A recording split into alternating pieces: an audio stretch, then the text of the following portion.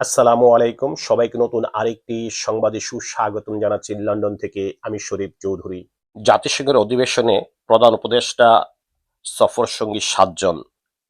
জাতিসংঘের ৭৯তম সাধারণ অধিবেশনে জয়েন করার জন্য অন্তর্বর্তীকালীন সরকারের প্রধান উপদেষ্টা ডক্টর মোহাম্মদ ইউনূস আগামী ২২ থেকে ২৭শে সেপ্টেম্বর জাতিসংঘের সাধারণ পরিষদের অধিবেশনে জয়েন করবেন এবং সেখানে তিনি বাংলাদেশের ৭ সদস্যের প্রতিনিধি দলের নেতৃত্ব দিবেন।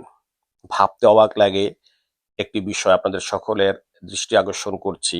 বাংলাদেশ থেকে অতীতের যে কোনো সরকার, স্পেশালি গত ১৫ বছর আমরা দেখেছি রাষ্ট্রীয় কোনো সফর অথবা বিদেশে কোনো জাতিসংঘ হোক অথবা রাষ্ট্রীয় সফর হোক, সেখানে বিমান ভর্তি করে ৩০০, ৪০০, ৫০০ জনের বিশাল বাহিনী নিয়ে রাষ্ট্রের কোটি কোটি টাকা খরচ করে আমরা দেখেছি কিভাবে এই সফরগুলি করা হতো শুধুমাত্র রাজনৈতিক নেতাদের ভোগবিলাস এবং তাদের মন রক্ষা করার জন্য প্রধানমন্ত্রী এই কাজগুলি করতেন, যা খুবই দৃষ্টিকটু ছিল।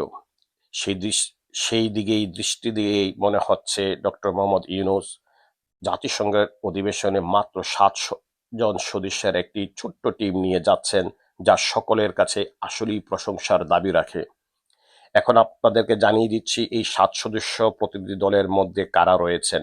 ডক্টর মোহাম্মদ ইউনূসের মেয়ে দিনা আফরোজ ইউনূস, এনডিসি বিষয়ক মুখ্য সমন্বয়ক লালিমা মোর্শেদ, অন্তর্বর্তী সরকারের গঠিত বাংলাদেশে বিদ্যমান অর্থনৈতিক অবস্থার শ্বেতপত্র প্রণয়ন কমিটির প্রধান দেবপ্রিয় ভট্টাচার্য, দ্রিকের ব্যবস্থাপনা পরিচালক শহীদুল আলম, প্রধান উপদেষ্টার বিশেষ সহকারী মাহফুজ আলম, প্রধান উপদেষ্টার একান্ত সচিব সাব্বির আহমেদ, বেসরকারি ব্র্যাক বিশ্ববিদ্যালয়ের শিক্ষার্থী আয়শা সিদ্দিকা তিথি।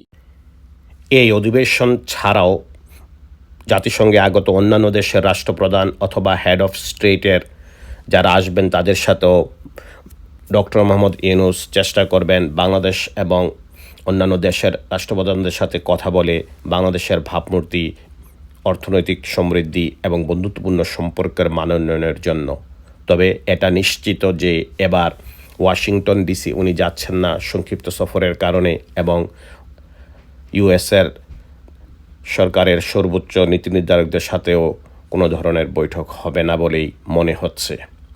এই ছিল আমার কাছে সর্বশেষ সংবাদ। নতুন কোনো সংবাদ আসলে আপনাদের সাথে যুক্ত হব। ততক্ষণ পর্যন্ত সবাই ভালো থাকবেন। আল্লাহ হাফেজ।